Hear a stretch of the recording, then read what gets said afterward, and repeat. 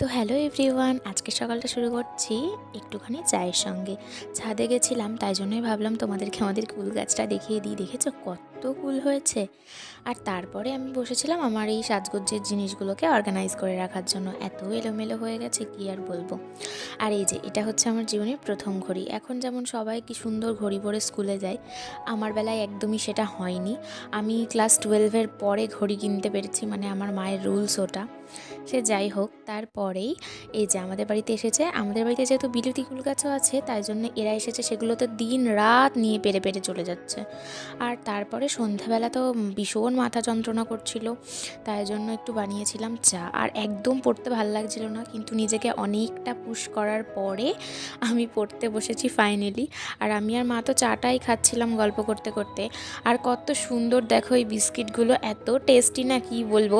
মানে যেমনি কিউট দেখতে তেমনি ভালো খেতে, আর গন্ধটাও খুব সুন্দর। আর রাতের বেলাটা ম্যাগি দিয়েই শেষ করলাম। তো দ্যাটস ইট।